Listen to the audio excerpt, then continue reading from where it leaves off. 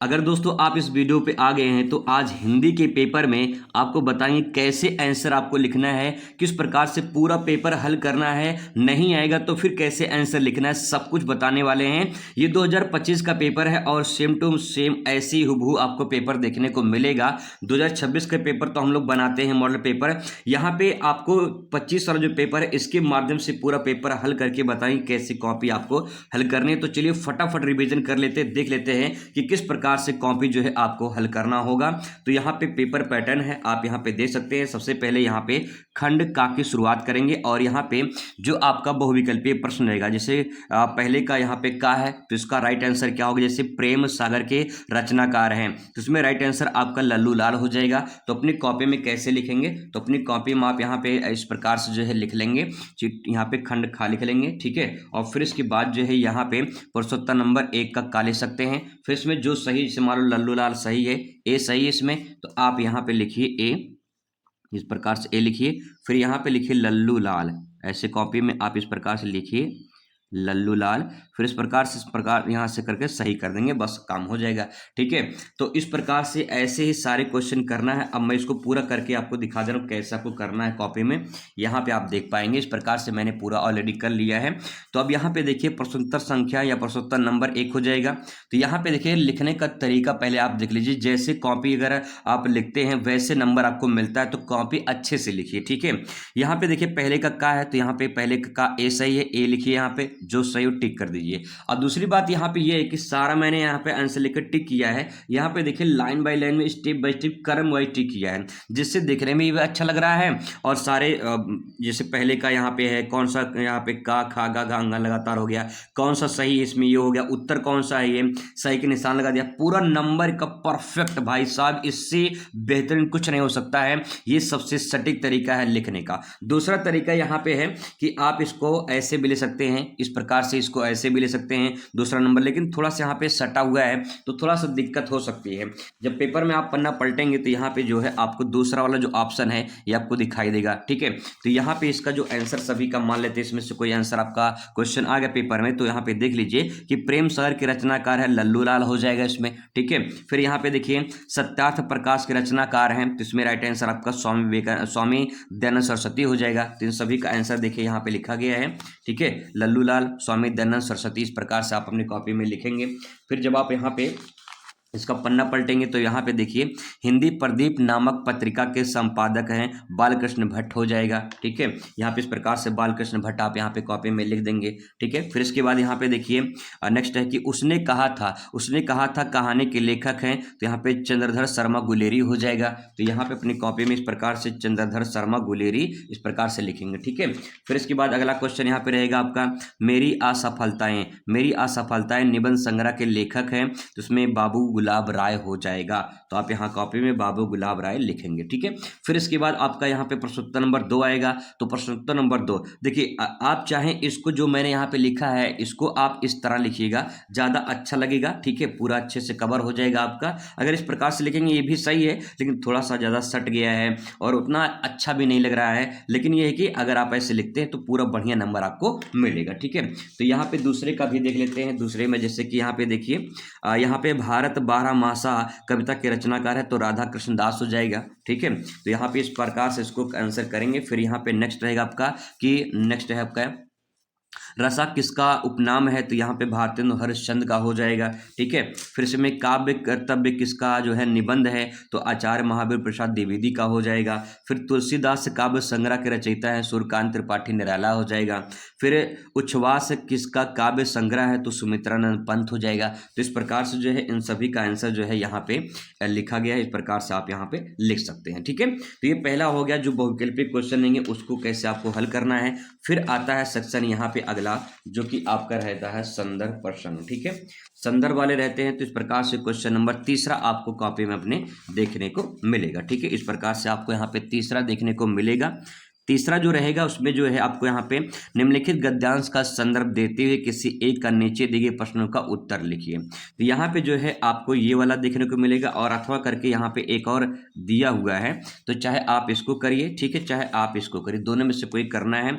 दोनों के लिए 2-2 नंबर आपको यहाँ पे मिलेंगे, मतलब यहाँ पे 10 नंबर आपको यहाँ से मिलेगा, ठीक है। नंबर यहाँ पे डिवाइड किया गया, ऊपर आप यहाँ पे देख सकते हैं। अब इसको कॉपी में कैसे इसको हल करेंगे, तो सबसे पहले आपको अपनी कॉपी में क्या करना है, यहाँ पे जिस प्रकार से कॉपी रहेगी तो अपनी कॉपी में जो है यहाँ पे लिखना है प्रश्नोत्तर नंबर, ठीक है। अच्छे से आप काले स्केच का भी प्रयोग कर सकते हैं, प्रश्नोत्तर नंबर या प्रश्नोत्तर संख्या इस प्रकार से अपनी कॉपी में लिख लेंगे अच्छे राइटिंग में, ठीक है। इस प्रकार से लिख के अंडरलाइन कर देंगे, ठीक है, अंडरलाइन कर देंगे। फिर यहाँ पे क्वेश्चन नंबर 3 है, 3 यहाँ पे लिख देंगे, ठीक है। इतना लिखने के बाद फिर इसके बाद जो है यहाँ पे लिखेंगे संकेत, ठीक है। यहाँ पे आप लिखेंगे संकेत। संकेत में जैसे पेपर में आप यहाँ पे देख पाएंगे, संकेत में जैसे आप पहला लिख रहे हैं तो पहले का यहाँ से ये 2 शब्द जो है यहाँ से उठाइए, विज्ञान और उद्यम, यहाँ से उठाइए, फिर यहाँ पे जा सकता है, यहाँ तक जो है आप इसको लिख लीजिए, ठीक है। तो इस प्रकार से आप संकेत में यहाँ पे लिखिए विज्ञान, ठीक है, विज्ञान और उद्यम हो जाएगा, विज्ञान और उद्यम, इस प्रकार से इसको आप लिख लीजिए, ठीक है। इसके बाद यहाँ पे डैश करिए, इस प्रकार से डैश करने के बाद जो है लास्ट में जो सेंटेंस लिखा गया है, लास्ट में जा सकता है, तो आप यहाँ पे लिखिए जा सकता है, ठीक है। इतना करने के बाद जा सकता है ये आपका हो जाएगा, ठीक है, जा सकता है, ठीक है, इस प्रकार से हो जाएगा। फिर इसके बाद जो है आपको यहाँ पे आना है पहले का का में, तो यहाँ पे पहले का जो का है यहाँ पे फिर आप लिखेंगे, यहाँ पे तीसरे का जो का है उसका आप आंसर देने जा रहे हैं। और उसमें क्या पूछा है, प्रस्तुत गद्यांश के पाठ का लेखक का नाम लिखना है, पाठ का नाम और लेखक का नाम लिखना है, संदर्भ देते हुए लिखना है, तो आपको यहाँ पे पहले लिखना पड़ेगा संदर्भ, ठीक है, यहाँ पे लिखेंगे संदर्भ। अब इसको कैसे लिखते हैं आइए इसको कॉपी में आपको दिखा देते हैं। अब दोस्तों यहाँ पे आप देख पाएंगे इस प्रकार से तीसरे का हो जाएगा, संकेत लिखेंगे, विज्ञान और उद्यम जा सकता है, इस प्रकार से जो भी आपका रहेगा सेंटेंस यहाँ पे लिखेंगे। फिर संदर्भ में लिखेंगे प्रस्तुत, यहाँ पे शुरुआत करेंगे, प्रस्तुत गद्यांश हमारी पाठ पुस्तक गद्य गरिमा में संकलित, इतना आपका तो मेन रहेगा ही, ठीक है।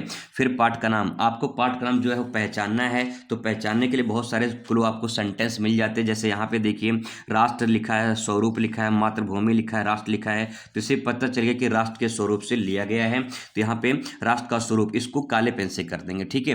अब एक चीज और आपको बता देते हैं कि मान लीजिए कि आपको पाठ का नाम पहचान में नहीं आ रहा कि यार कौन से पाठ से लिया गया है, तो किसी न किसी पाठ का नाम आप लिख दीजिए, लेकिन उसे हाईलाइट मत करिए, ठीक है, ध्यान रखिएगा, उसे हाईलाइट नहीं करना है। जैसे मैंने यहाँ पे हाईलाइट किया है, काले पेन से लिखा है, तो अगर आपको नहीं पता, कंफर्म नहीं है, तो उसे नीले पेन से पूरा लिख दीजिए, ठीक है, लिख दीजिए, आप उसे हाईलाइट मत करिए अगर नहीं कंफर्म है, ठीक है, इस बात को ध्यान रखेंगे।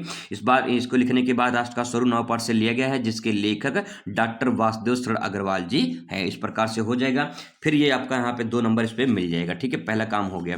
फिर इसके बाद यहाँ पे रेखांकित अंश की व्याख्या कीजिए, तो यहाँ पे जो है आपका जो है यहाँ से लेकर यहाँ तक व्याख्या करनी है। मान लीजिए आपको व्याख्या नहीं आ रहा है, तो यहाँ से उठाइए, ठीक है, यहाँ से यहाँ तक लिखिए, और लिखने के बाद जो है थोड़ा सा इसमें 1 लाइन और बढ़ा दीजिए, क्योंकि जब व्याख्या करते हैं तो 1-2 लाइन बढ़ जाता है, ठीक है, तो आप इसमें लिख सकते हैं, लेकिन शुरुआत आप यहाँ से करिए, शुरुआत रेखांकित अंश की व्याख्या शुरुआत आप यहाँ से करिए। लेखक का कहना है कि, इस प्रकार से शुरुआत करेंगे, लेखक के अनुसार या लेखक कहना है कि विज्ञान और उद्यम जो लाभ और हानि के जोखिम को उठाते हैं, दोनों मिलकर राष्ट्र के भौतिक स्वरूप अर्थात राष्ट्र, जलवायु, मिट्टी, वनस्पति, पर्यावरण आदि को एक नया रूप देते हैं या देना है। यह कार्य प्रसन्नता, उत्साह, कठिन मेहनत से हमेशा आगे बढ़ाना चाहिए। तो इस प्रकार से आप ले सकते हैं इसको, ठीक है। फिर इसके बाद यहाँ पे जो है आपका अगला रहता है कि ध्येय और पुष्कल शब्द का अर्थ बताइए। मान लेते हैं आपको ये सेंटेंस नहीं आता है, तो कुछ न कुछ सेंटेंस जो है आप इसमें लिख देंगे, छोड़कर नहीं आएंगे दोस्तों, आप इसके आगे कुछ न कुछ बना के लिख देंगे। जैसे आप यहाँ पे कैसे लिखेंगे इस कॉपी में, यहाँ पे तीसरे का गा लिखेंगे, ठीक है, तीसरे गा में ध्येय का अर्थ होता है लक्ष्य या उद्देश्य, और पुष्कल का मतलब होता है कि बहुत अधिक, ठीक है, तो आप यहाँ से इस प्रकार से लिख देंगे। अगर मान लेते हैं इन केस आपको ये सेंटेंस नहीं आता है, तो इसमें कोई ऐसा सेंटेंस खोजना, ठीक है, जैसे प्रसन्नता है, उत्साह है, परिश्रम है, उद्यम है, ठीक है, तो इस प्रकार से मतलब अपने कॉपी में कुछ आपको लिख देना है, ठीक है, कुछ ना कुछ लिख कर आएंगे तो कुछ ना कुछ मिलेगा, जरूरी बात ध्यान रखेंगे। फिर इसके बाद ये हो जाएगा, तब इसके बाद अगला क्वेश्चन रहेगा कि मातृभूमि की समृद्धि किस प्रकार संभव है। तो यहाँ पे देखिए आपको इससे मिलता जुलता जो शब्द है वो आपको यहाँ पे ढूंढना है। तो यहाँ मातृभूमि की समृद्धि किस प्रकार संभव है, तो यहाँ पे लिखा मातृभूमि की पुष्कल समृद्धि, तो यहाँ पे मिल गया ना। तो यहाँ से उठाइए, यहाँ सेंटेंस उठाइए यहाँ से, और यहाँ तक जो है आप पूरा लिख दीजिए। ठीक है, ये आपका यहाँ से लिख देंगे। जैसे यहाँ पे देखिए लिखा गया है कि मातृभूमि विज्ञान और उद्यम के समन्वय से संभव है, जब राष्ट्र का प्रत्येक व्यक्ति प्रशंसा उत्साह कठिन परिश्रम के साथ विकास कार्यों में अपना योगदान देगा। तो इस प्रकार से लिख सकते हैं, ये पूरा का पूरा आपका सेंटेंस क्लियर हो जाएगा। ठीक है, फिर यहाँ पे कह रहा है कि लेखक का ध्येय क्या है। तो लेखक का ध्येय मतलब कि उसका उद्देश्य क्या है, उसका मकसद क्या है, उसका लक्ष्य क्या है। तो अगर आपको नहीं समझ में आ रहा तो यहाँ पे देख लिया हमारा ध्येय, यहाँ पे लिखा गया है। ठीक है, हमारा ध्येय यहाँ से उठाइए और जो है आप यहाँ तक आप लिख दीजिए। ठीक है, तो आपका ये पूरा सेंटेंस जो है वो क्लियर हो जाएगा।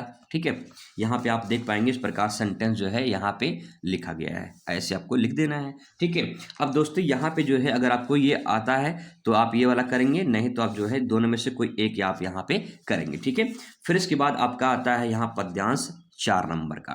4 नंबर मतलब क्वेश्चन नंबर 4 जो है यहाँ पे आपका ये भी 10 अंक का रहेगा, 10 नंबर का ये भी रहेगा, और ये पद्यांश से संबंधित क्वेश्चन रहेगा। तो इसको कॉपी में कैसे लिखेंगे, तो वही चीजें है जैसे यहाँ पे पहले संकेत लिखेंगे। ठीक है, संकेत में इस प्रकार से अगर मैंने पहला लिखा है यहाँ पे, ये पहला वाला है तो पहला आप लिख देंगे। ठीक है, नहीं तो अथवा करके यहाँ पे दिया, दोनों में से कोई आपको ये करना होगा। ठीक है, अब इसके बाद जो है यहाँ पे संकेत लिखेंगे इस प्रकार से, और फिर संदर्भ लिखेंगे। मान लीजिए अगर आपको ये चैप्टर समझ में नहीं आ रहा कि किस चैप्टर से लिखा गया है, तो आप चैप्टर को नाम हाईलाइट मत करिए। ठीक है, जैसे यहाँ पे मैंने लिखा है कि प्रस्तुत पद्यांश हमारी पाठ्य पुस्तक काव्य संकलित में संकलित, यहाँ काव्य कर देंगे। ठीक है, संकलित श्रद्धा मनु नागपाठ से लिया गया है या अवतरित है, इसके कवि जयशंकर प्रसाद है। ठीक है, बस इतना लिख देंगे, काम हो जाएगा।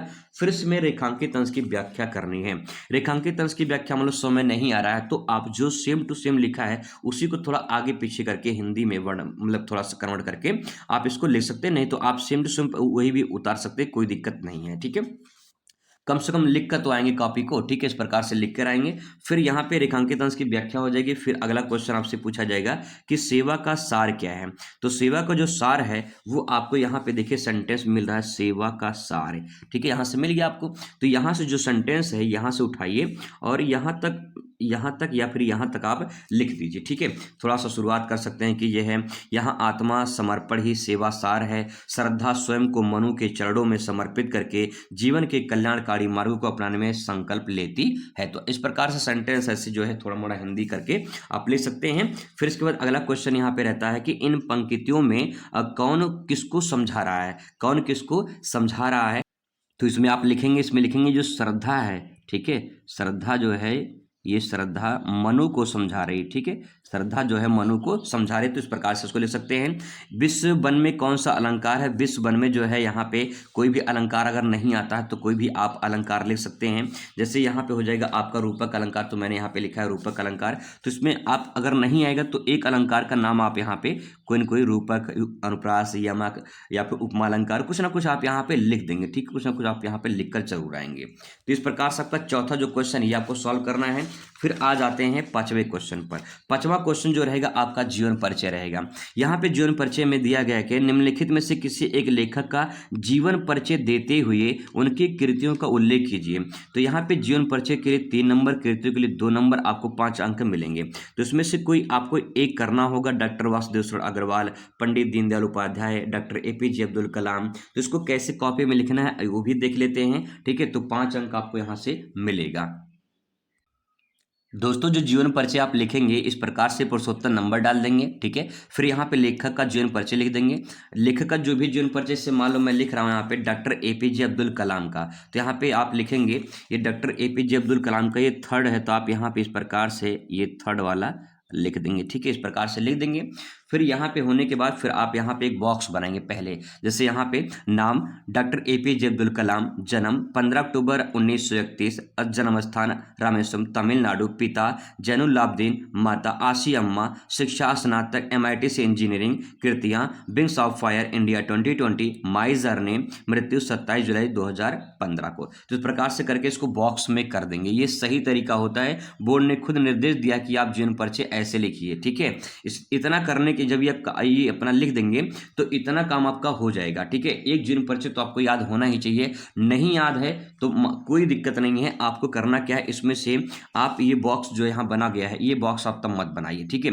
अगर आपको नहीं याद है तो आप किसी जीवन परिचय को उठाइए और उसके बारे में कुछ कहानियां, जन्म स्थान मत लिखिए, कुछ ऐसी कहानियां टाइप का आप जो उसमें पूरा लिखते चले जाइए, ठीक है। कहानी की तरह बना के अपने सेंटेंस मुझसे लिखते चले जाइए कि ये देश के ऐसे महान पुरुष थे जो है जिन्होंने देश के हिंदी साहित्य में काफी योगदान दिया है, ऐसे सेंटेंस करके बना बना के आप लिख दीजिए, ठीक है। नहीं आता है तो अगर इसका जीवन परिचय आपको लिखना है, जैसे मान लीजिए डॉक्टर एपीजे अब्दुल कलाम का, मान लें क्या पता आपके पेपर में आ ही जाए, तो यहाँ पे देख लीजिए जीवन परिचय में लिखेंगे कि भारत के राष्ट्रपति, शुरुआत देखिए कैसे कितने बढ़िया सेंटेंस से करेंगे आप लोग। भारत के राष्ट्रपति, भारत रत्न प्रख्यात वैज्ञानिक, मिसाइल मैन अबुल पाकिर जैनुलाब्दीन कलाम, डॉक्टर एपीजे अब्दुल कलाम का जन्म 15 अक्टूबर 1931 रामेश्वरम तमिलनाडु में हुआ था। इनके पिता का नाम जैनुलाब्दीन था जो मछुआरों को किराए पर नाव दिया करते थे। तो दोस्तों आप जो यहाँ पे बॉक्स में लिखे हैं ना, वही आपको बस यहाँ पे एक्सप्लेन कर देना है, ठीक है। अच्छे तरह से यहाँ पे आप एक्सप्लेन कर देंगे तो आपका ये पूरा जो है सेंटेंस जो है क्लियर हो जाएगा।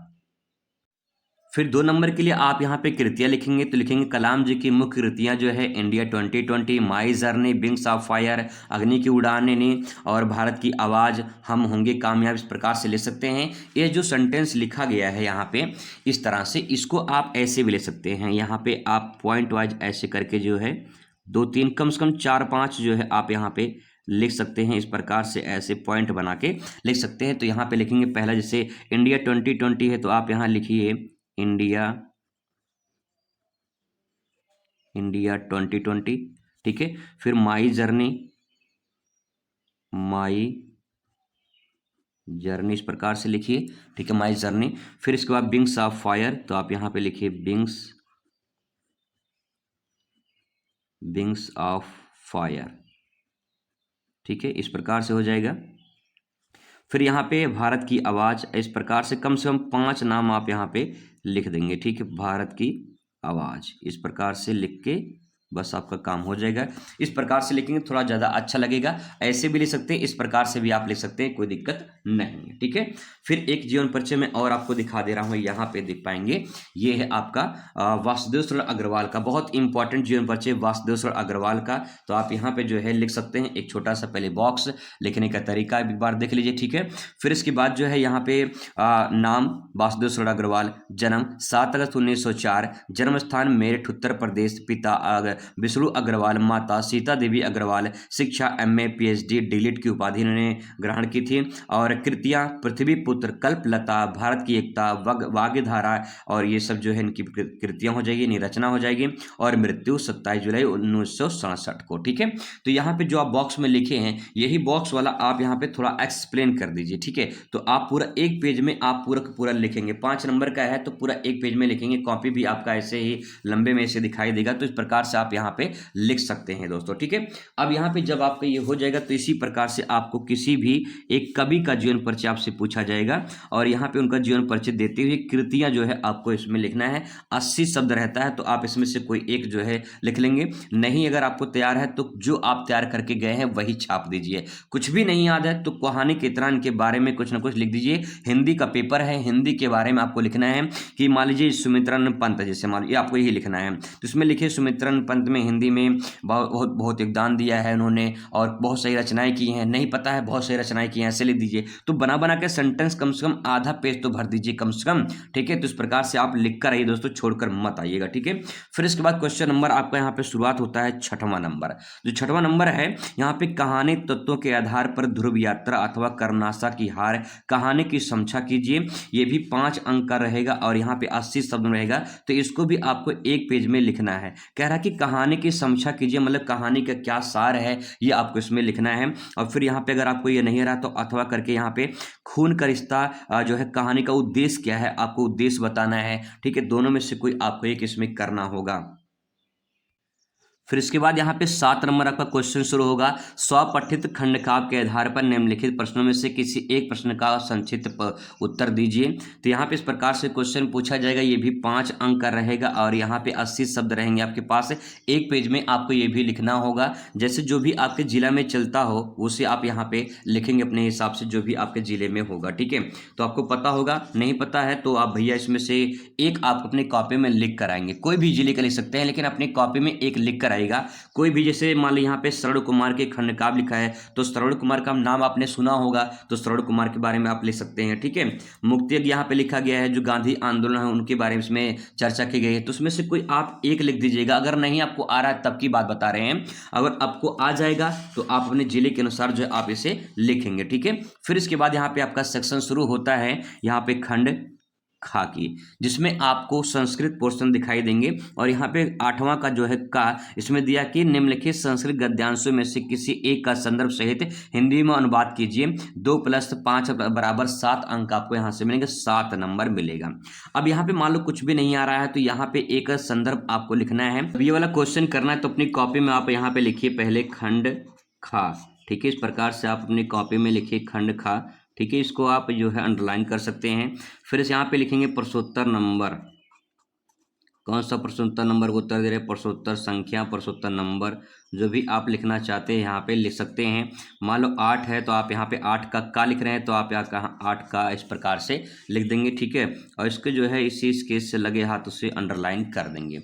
ये होने के बाद फिर यहाँ पे आप संकेत लिख सकते हैं यहाँ पे कि आपने किसका आंसर दिया है। तो आप यहाँ पे संकेत में जो है पहला अक्षर शुरुआत का आप ले सकते हैं यहाँ पे। तो वैसे यहाँ पे पहला अक्षर जो है आपका यहाँ पे गरुड़ा लिखा है, तो आप इस प्रकार से गरुड़ा लिख के, ठीक है, एवं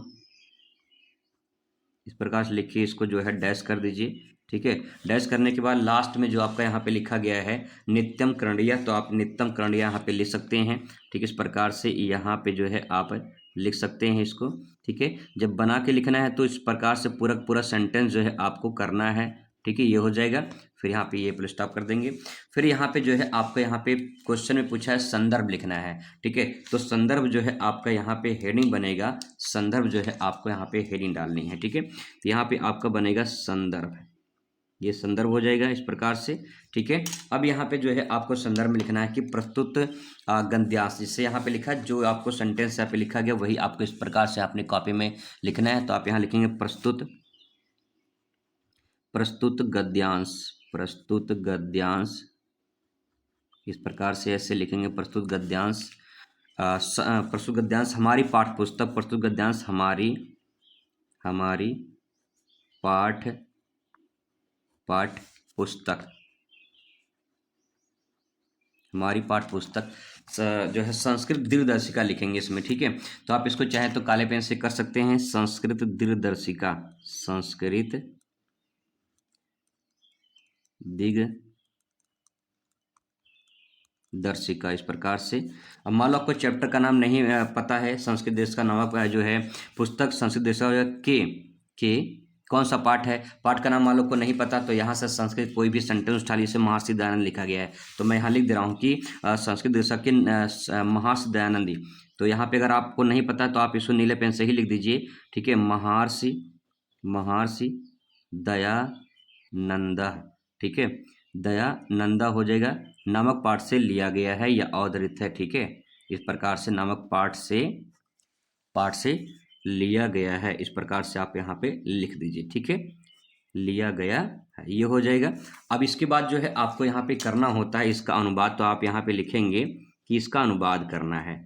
अब मान लीजिए अनुवाद आपको नहीं आ रहा है तो करना क्या है, यहाँ पे जो लिखा गया है, जैसे गरुड़ा लिखा गया है तो यहाँ पे गुरु लिख दीजिए। ठीक है, गुरुड़ा लिखा गया तो यहाँ पे गुरु लिख दीजिए। ठीक है, इस प्रकार से यहाँ पे जो सेंटेंस है ये आपको थोड़ा सा जो यहाँ पे हलंत लगा हुआ है ये सब हटा देना है। ठीक है, तो यहाँ पे जैसे आज्ञा है तो गुरु की आज्ञा, ऐसे सेंटेंस बना के यहाँ पे सेंटेंस लिखा आज्ञा, अज्ञात लिखा है तो यहाँ पे आप आज्ञा करके इस प्रकार सेंटेंस, गुरु की आज्ञा बिना महर्षि दयानंदी, ऐसे करके सेंटेंस जो है आप यहाँ पे हिंदी में जो है आप कन्वर्ट करिए। ठीक है, यहाँ पे जो सेंटेंस लिखे गए हैं उसी को जो है थोड़ा सा चेंज कर दीजिए। यहाँ पे जो हलंत है उसको हटा दीजिए, ठीक है।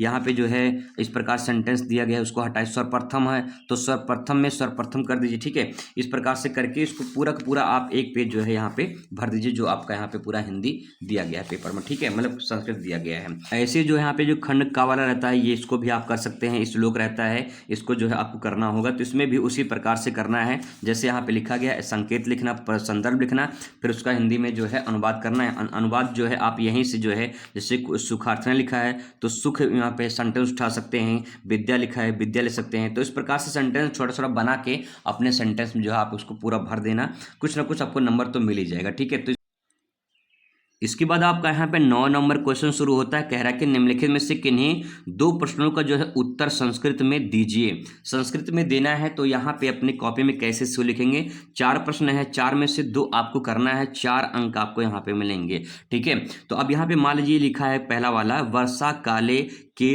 निद्रम विहाय प्रबुद्धा, ठीक है। तो आपको यहाँ पे जो ये के लिखा गया ना, यही सेंटेंस सिर्फ आपका चेंज होता है, किम, ठीक है। यहाँ पे किम लिखा गया है, ये भी किम लिखा गया है, यही केवल सेंटेंस चेंज होता है। तो कॉपी में कैसे लिखेंगे देखिए, इसको कॉपी में आप कैसे लिखेंगे, तो यहाँ पे लिखेंगे प्रश्नोत्तर संख्या 9 हो जाएगा, फिर यहाँ पे 9 का लिखेंगे, ठीक है। तो सारा चीज देखिए यहाँ पे पेपर में आप देख पाएंगे, यहाँ पे पेपर में इस प्रकार से आप देखेंगे। यहाँ पे जो सेंटेंस लिखा गया है, यहाँ पे देखिए वर्षा लिखा गया है, काले लिखा गया है। तो यहाँ पे जो के सेंटेंस है, यहाँ पे जो के सेंटेंस है, इसकी जगह पे मैंने एक सेंटेंस यहाँ पे दूसरा ऐड कर दिया है, ठीक है। फिर इसके बाद निद्राम विहाय प्रबुद्धा, ये सेंटेंस पूरा सेम उतारा गया है। तो यहाँ पे जो के है वही सिर्फ आपका चेंज हो जाता है, ठीक है। मान लेते हैं कि आपको इन केस जो है ये क्वेश्चन आपको नहीं आ रहा है, तो इसमें से 3 नीचे दी, इसमें से कोई कर सकते हैं। चारों नहीं आ रहा है तो एक काम कर सकते हैं, पूरा इतना जो सेंटेंस ये लिखेंगे, जो के है, किम है, कस, ऐसा सेंटेंस दिखाई देगा उसको आप हटा देंगे, ठीक है। हटाने के बाद यहाँ पे संस्कृत से कोई भी एक शब्द जो है आप यहाँ से उठा लेंगे, कोई भी सेंटेंस उठा सकते हैं, जो भी आपको रहे आप ये भी उठा सकते हैं, या फिर कोई भी सेंटेंस जो है एक अपना बढ़िया से आप उसे उठा लेना, ठीक है। ऐसे उठाने के बाद जो है आप ला के यहाँ पे पेस्ट कर देना, ठीक है, यहाँ पेस्ट कर देना। और फिर इसके बाद जो है ये सेंटेंस पूरा लिखने के बाद यहाँ पे देखिए, यहाँ पे पेपर में क्वेश्चन मार्क लगा है, ये क्वेश्चन मार्क हटा के, ठीक है, यहाँ पे क्वेश्चन मार्क हटा के यहाँ पे इस प्रकार से एक लाइन डंडा लगा देना है, बस काम हो जाएगा, ठीक है। तो कुछ ना कुछ आपको लिख कर आना है, एक सेंटेंस यहाँ पे चेंज कर देना है बस, ठीक है। ऐसे ही खवाला करना है, 2 करना है, 2 आपको लिख देना है, ठीक है। फिर इसके बाद आपका यहाँ पे अगला जो प्रश्न शुरू होता है वो आपका यहाँ पे दिखाई देगा क्वेश्चन नंबर 10 का, ठीक है। क्वेश्चन जो नंबर 10 रहेगा आपको दिखाई देगा पेपर में, वो आपका रस से संबंध रहेगा। जो खा रहेगा वो अलंकार रहेगा, जो गा रहेगा वो छंद रहेगा, ठीक है। इसमें जो है 2-2 अंक आपको सब में मिलेंगे, 2-2 अंक आपको यहाँ से प्राप्त होंगे। तो आपको यहाँ पे क्या करना है, जैसे मान लो हास्य अथवा वीर रस का परिभाषा लिखकर एक उदाहरण लिखना है। तो परिभाषा के लिए 1 नंबर, उदाहरण के लिए 1 नंबर, आपको टोटल 2 नंबर मिलेगा। तो यहाँ पे जो है आप हास्य रस के बारे में लिखेंगे, तो कैसे कॉपी में लिखेंगे, जैसे आप यहाँ पे देख पाएंगे प्रश्नोत्तर नंबर, यहाँ पे प्रश्नोत्तर संख्या 10 डाल देंगे, ठीक है। फिर यहाँ पे हेडिंग डालेंगे हास्य रस, इसमें लिखेंगे जब किसी व्यक्ति या वस्तु को या वेशभूषा, वाणी, आकार या आदि किसी चीज को देखकर या सुनकर हृदय में जो हास्य नामक स्थायी भाव जागृत होता है उसे हास्य रस कहते हैं, ठीक है। अब यहाँ पे उदाहरण के तौर पे लिख सकते हैं कि मेरे आंखों में नमी है, मेरे आंखों में नमी है, मुझे लग रहा है विटामिन की कमी है। तो थोड़ा सा कुछ ना कुछ स्माइल आ जाती है, इंसान हंसने लगता है। तो यहाँ पे जो है आप इस प्रकार से सेंटेंस ले सकते हैं, पूरा बढ़िया सेंटेंस, आसान भी लिखा गया है, आप याद कर सकते हैं, ठीक है। तो इस प्रकार से आप ले सकते हैं। फिर इसके बाद अलंकार रहेगा, फिर अलंकार में से संदेह, प्रदीप दिया है। तो यहाँ पे जो है आप इसमें से कोई एक लिख के जो है आप उसका एक उदाहरण लिख सकते हैं। नहीं आएगा तो कोई न कोई इसमें सेंटेंस कुछ ना कुछ लिख कर जो है आप एक एग्जाम्पल, कोई न कोई एग्जाम्पल दे देंगे, ठीक है। मान लो एग्जाम्पल समझ में नहीं आ रहा है तो कोई आप यहाँ से जो है जो आपका यहाँ पे दिया रहता है पद्यांश, पद्यांश में आ जाएंगे। तो पद्यांश में जैसे यहाँ पे दिया गया है, ठीक है, यहाँ पे दिया गया है, इसमें से 2 लाइन यहाँ से उठा के आप वहाँ पे पेस्ट कर देना जाके, ठीक है। तो यहाँ से लेकर जाके वहाँ पे आप ना पेस्ट कर देना, कुछ ना कुछ काम आपका हो ही जाएगा, ठीक है। तो इस प्रकार से आप इसको जो है लिख सकते हैं, तो ये आपका काम हो जाएगा, ठीक है। फिर इसके बाद अगला जो सेक्शन आता है सबसे मोस्ट इंपॉर्टेंट, 9 नंबर आपको यहाँ पे मिलेगा, जो है एक विषय पर निबंध लिखना है। तो एक विषय पर निबंध लिखना है, तो इसमें से इस प्रकार से जो है 4 आपको निबंध देखने को मिलेंगे। कोई आपको एक करना होगा, बस आपको इतना ध्यान रखना है कि निबंध लिखने का तरीका क्या सही है। एग्जामिनर देखता क्या है, कोई भी एग्जामिनर, सच बता रहा हूं दोस्तों आपको कि कोई भी एग्जामिनर पूरा का पूरा निबंध नहीं पढ़ता है। बस आप इतना ध्यान रखिएगा कि निबंध लिखने का तरीका क्या है, प्रोसेस क्या है, वो आपको समझना है। तो आइए मैं वो प्रोसेस आपको बता दूं कि किस प्रकार से निबंध सही तरीके से लिखा जाता है। बस दोस्तों एक बार तरीका आप जान लीजिए कैसे निबंध लिखा जाता है। तो निबंध मैं लिख रहा हूं यहाँ पे खा वाला, ठीक है। ये बढ़िया आसान भी लग रहा है, प्राकृतिक आपदाएं कारण एवं निवारण। तो आप क्या करना, इस प्रकार से देखिए, पहले यहाँ पे लिखना प्रश्नोत्तर संख्या 11 निबंध हो जाएगा, ठीक है। फिर यहाँ पे टॉपिक लिखना कि किस टॉपिक को आप यहाँ पे लिख रहे हैं। तो मैं यहाँ पे जैसे मान लो यहाँ पे खा लिखा गया है, तो यहाँ पे खा लिखा गया है, तो मैं यहाँ पे खा लिख दे रहा हूँ। आप इस प्रकार से यहाँ पे खा लिख सकते कि कौन सा आपने आंसर यहाँ पे लिखा है, ठीक है। इस प्रकार से हो जाएगा। फिर यहाँ पे आपका यहाँ पे देखिए लिखा गया है, इसमें पेपर में लिखा है 2+7। 2+7 का मतलब 2 नंबर आपका सिर्फ रूपरेखा पे मिलता है। तो रूपरेखा कैसा होना चाहिए, यही आपका सबसे मोस्ट इंपॉर्टेंट पॉइंट है। रूपरेखा अगर आपका अच्छा रहेगा, अच्छे से आप जो है तैयार किए हैं, तब आपका पूरा का पूरा सेंटेंस क्लियर हो जाएगा। क्या लिखते हैं रूपरेखा में, रूपरेखा में जैसे प्रस्तावना, प्रस्तावना को भूमिका भी कहते हैं, प्रस्तावना भी कहते हैं, ठीक है। दोनों में से कोई आप ये लिख सकते हैं। फिर इसके बाद जो है जो टॉपिक है, जैसे प्राकृतिक आपदा है, तो प्राकृतिक आपदा का पहले उसके बारे में कुछ बताइए। तो यहाँ पे आप उसका अर्थ बताएंगे। तो यहाँ पे मैंने लिखा प्राकृतिक आपदा का अर्थ हो जाएगा, ठीक है।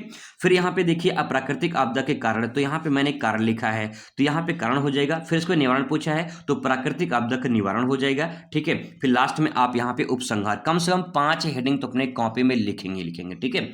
फिर देखिए शुरुआत कितने अच्छे तरीके से करना है, एक कोटेशन के द्वारा कि पेड़ बचेंगे तो सांस चलेगी, पेड़ बचेंगे तो सांस चलेगी, वरना आपदा रोज जलेगी। इस प्रकार से कोटेशन डालेंगे और शुरुआत करेंगे, बहुत ही अच्छा लगेगा देखने में। और पूरा का पूरा जो निबंध मैंने लिखा है, हर एक हेडिंग में जो है आपको पॉइंट जो है देखने को मिल जाएगा। आप इसका स्क्रीनशॉट ले सकते हैं और इसको देख सकते हैं, ठीक है। एक बार के लिए पहली जो लाइन है, शुरुआत किसी अच्छे सेंटेंस से करेंगे, जैसे प्रकृति मानव जीवन की जननी है, ये आपका फैक्ट पॉइंट हो जाएगा।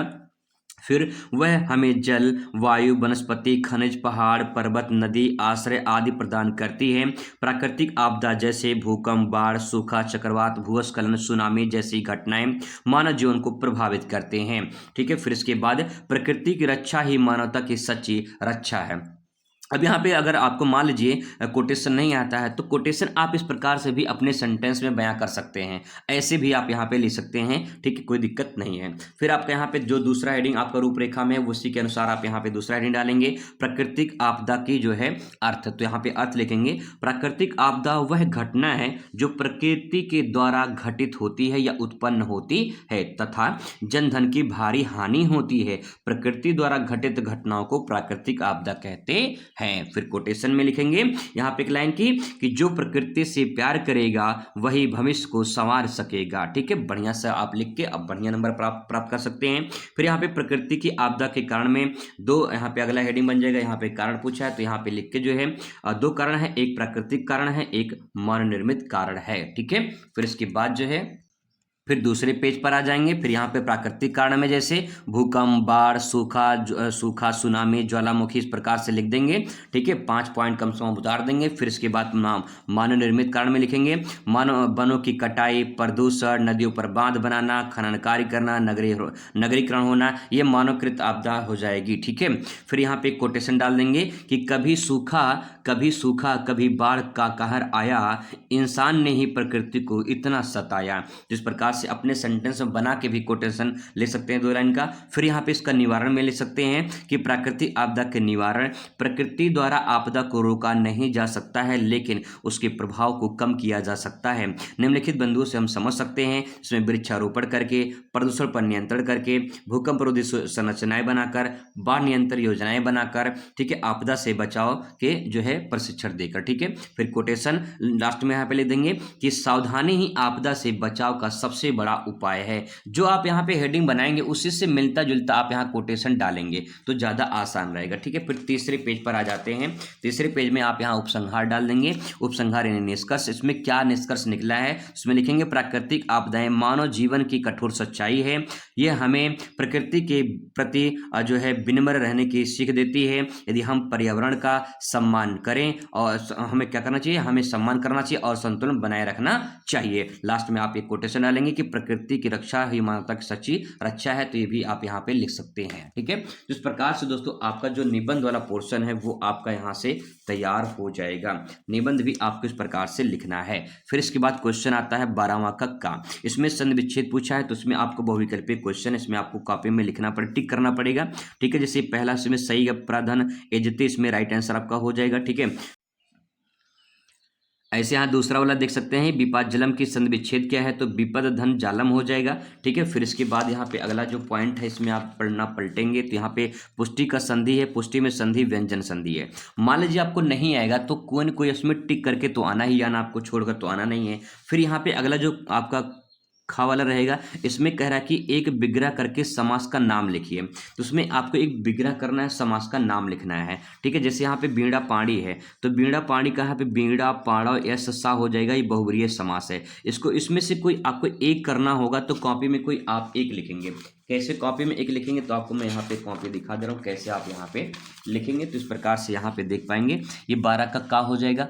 ठीक है, यहाँ पे इस प्रकार से, यहाँ पे बीड़ा पाड़ी है तो शब्द बीड़ा पाड़ी हो जाएगा, समास विग्रह में बीड़ा पाड़ा यस सा हो जाएगा, फिर समास का नाम बहुब्रीहि समास हो जाएगा। ऐसे इस प्रकार से आप एक लिखेंगे, आपको यहाँ पे जो है 1 नंबर आपको मिल जाएगा। ठीक है, 1 + 1 नंबर 2 नंबर आपको मिलेगा। ठीक है, ऐसे ही आप यहाँ पे नेक्स्ट 13 नंबर क्वेश्चन रहेगा, निम्नलिखित में से किसी एक शब्द के धातु एवं प्रत्यय का योग स्पष्ट कीजिए, तो लिखित कृत्वा जो है गंतव्य, इसमें से कोई एक आपको एक करना है, तो कॉपी में आप कैसे लिखेंगे, देखिए यहाँ पे 13 हो जाएगा। 13 का जिसमें मान लो का है, का पहला है, पहले का आ यहाँ पे लिख रहे हैं। ठीक है, यहाँ पे देखिए 13 का पहला है, पहले का आ है, मान लो पहला आ लिख रहे हैं, तो आप ये सेंटेंस पूरा लिखेंगे, तो यहाँ पे जो है आ वाला आपका हो जाएगा। यहाँ पे जैसे मैंने यहाँ पे लिखा शब्द लिखित हो जाएगा। ठीक है, धातु क्या पूछा, धातु पूछा है और प्रत्यय पूछा है, तो इस प्रकार से शब्द लिखेंगे, लिखित हो जाएगा यानी लिखता हो जाएगा। ठीक है, फिर धातु में लिख हो जाएगा और प्रत्यय में कता प्रत्यय हो जाएगा। ठीक है, इस प्रकार से आगे यहाँ पे ऐसे ही जो है आपको यहाँ पे एक शब्द का प्रत्यय लिखिए, तो आपको एक शब्द का यहाँ पे प्रत्यय लिखना है, उसमें तीनों में से कोई एक आपको एक करना है।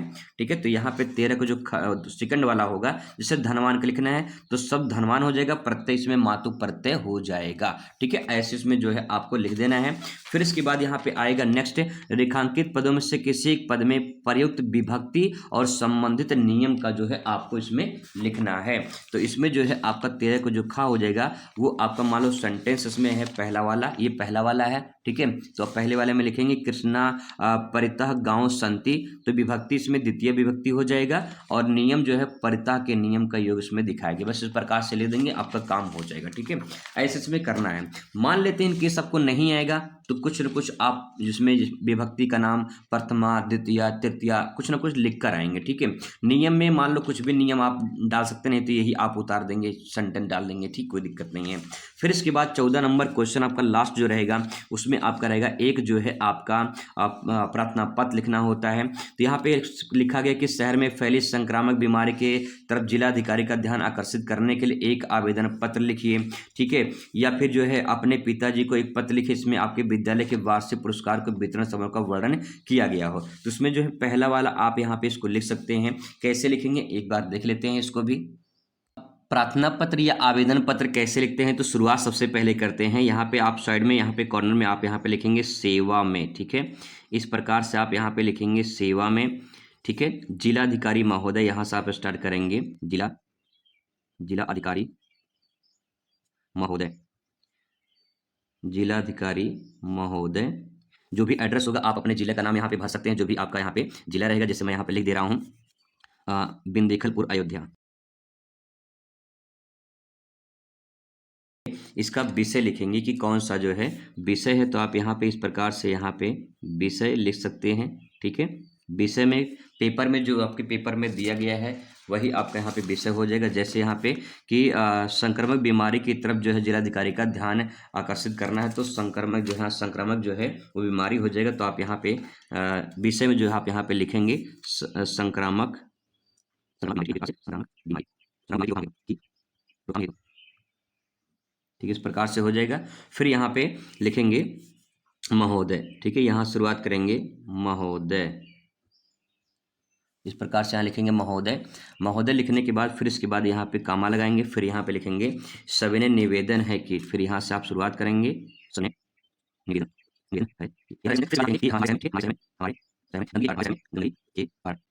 इस प्रकार से लिखने के बाद लिखेंगे कि डेंगू मलेरिया फैल गया है, ठीक है, और जिसके कारण जो है लोग मरीज मतलब बीमार हो रहे हैं, परेशान हो रहे हैं। फिर यहाँ पे लास्ट में इतना लिखने के बाद जब आप यहाँ पे 2-3 और लाइन लिख देंगे, फिर यहाँ पे लिखेंगे, यहाँ शुरुआत करेंगे, लिखेंगे अतः आपसे विनम्र निवेदन है, अतः आपसे विनम्र निवेदन है। इस प्रकार से सेंटेंस को लिखेंगे, विनम्र निवेदन है, ठीक है। यहाँ से लिखेंगे है कि, ठीक है कि जो है शहर में साफ सफाई जो है या कीटनाशक छिड़काव जो है उसका उपयोग किया जाए, जिससे जो है लोग सुरक्षित रह सकें, ठीक है। फिर यहाँ पे आप लिखेंगे धन्यवाद, लास्ट में यहाँ पे लिखेंगे धन्यवाद हो जाएगा, ठीक है, धन्यवाद हो जाएगा। फिर यहाँ पे डेट डाल देंगे, ठीक है, यहाँ पे लिखेंगे दिनांक में जो है आपका मान लो 18 तारीख को पेपर है तो 18 यहाँ पे 18 फरवरी हो जाएगा, 2026 हो जाएगा, ठीक है। फिर इसके बाद आप यहाँ पे चाहे भवदीय लिख सकते हैं, यहाँ पे साइड में आप यहाँ पे भवदीय लिख सकते हैं, आबासा हो जाएगा, ठीक है। इस प्रकार से ऐसे लिख देंगे। तो दोस्तों इस प्रकार से पूरा का पूरा जो है आप लिख सकते हैं, अच्छे से पर्चन कर सकते हैं। पेपर आपका हूबहू ऐसे आएगा, ऐसे ही पूरा पेपर आपको सॉल्व करना है, कोई दिक्कत नहीं है, आराम से कर सकते हैं। नहीं आएगा दोस्तों, कुछ ना कुछ बना के जरूर लिखना, छोड़ कर मत आना, बस पूरा कॉपी अच्छे से भर कर आना, कुछ ना कुछ जरूर मिलेगा। मिलते हैं इस वीडियो में, थैंक्स फॉर वॉचिंग।